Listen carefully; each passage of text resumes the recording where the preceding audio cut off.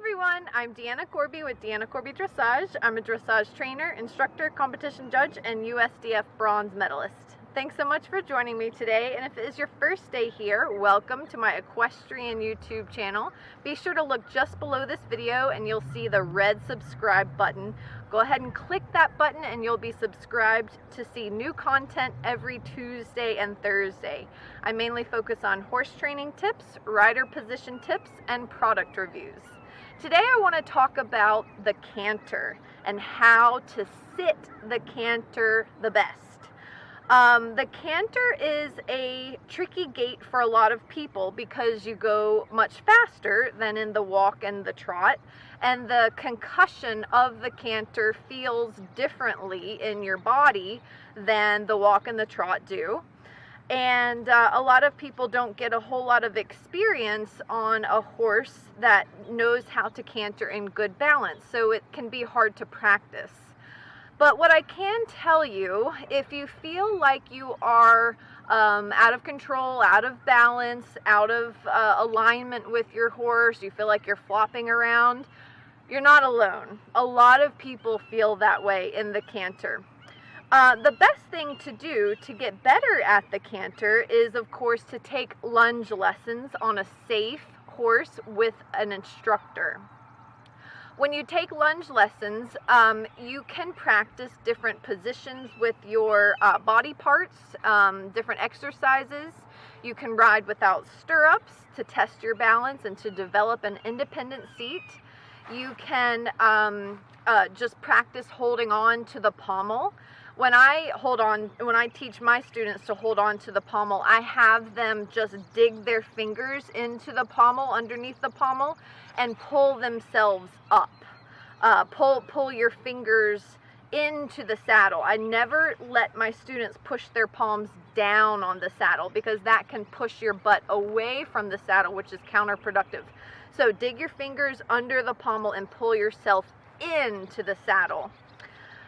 So when you're doing that, you want to practice a lot of sitting trot on your safe lesson horse because that will set you up for success in the canter. Sitting trot is a really good thing to do to practice for your canter. And let me tell you, sitting trot is a lot harder than canter. So if you can do some good sitting trot, then you can, do canter easier. Canter is a lot smoother than sitting trot. Even though you go faster, canter, it just feels a little easier after you've been bouncing around and trying to sit the trot. So another tip that I have in the canter is to try to separate your body parts, upper half and lower half. Your upper half is from your hips to the top of your head, and that half should be one solid, straight, strong, poised piece of your body. From your hips to the bottoms of your feet, that's your lower half, and that part should be relaxed and loose and kind of feel like jelly, really and truly, and to the point where you feel so relaxed that the canter feels comfortable. And you should practice all of this, doing this on the lunge line.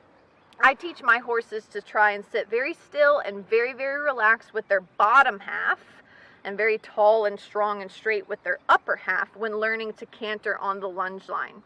After you feel like you can be very, very relaxed with your bottom half, then you can really start to learn how to move with the horse in the canter.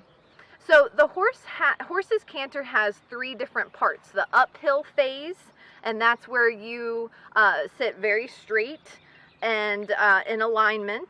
And then the middle phase, where the horse is on the diagonal pair of legs. And then the downhill phase. When the horse is in the downhill phase, that is when you should try to bring your upper body maybe a little tiny bit back to deal with, so that you don't get pitched forward, to deal with the rolling feeling of the canter.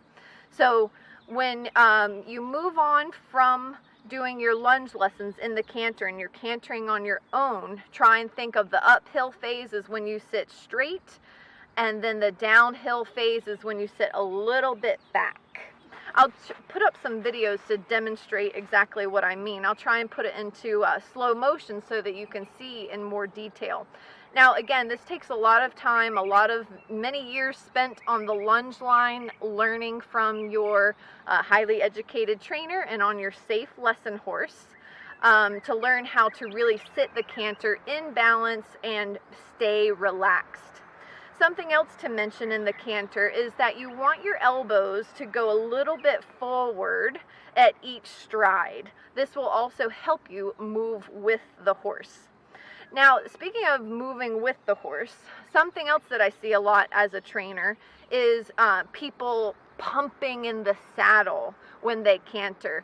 Now, those people aren't moving with the horse, the ones that are really driving with their seat. They are doing too much. That is not relaxing and moving with the horse. That is driving and pumping in the saddle. And the problem with that is that your horse can begin to ignore your seat and sort of tune you out. So you're up there in the saddle working your butt off, and then your horse breaks to the trot because he is not in tune with your seat, and you're wasting precious energy doing things that are not important. So I would say, as a whole, the best way to learn how to canter, again, is on the lunge line, thinking of your bottom half being completely relaxed and then your upper half being strong and straight. I hope this video helps you guys learn how to canter in more balance. There's a lot that goes into the canter. Transitions are really tough. Teaching your horse to canter in balance so that you can also sit in balance is really tough. But I think those subjects are videos for a different day. If you like this video, be sure to like it, share it, and don't forget to subscribe to my channel. We'll be talking about the canter, the transitions, and how to improve the different types of seats in the canter, and how to teach your horse to canter in balance. We'll be talking about all of that in the future. So don't forget to subscribe to my channel, and I'll see you guys next time. Bye!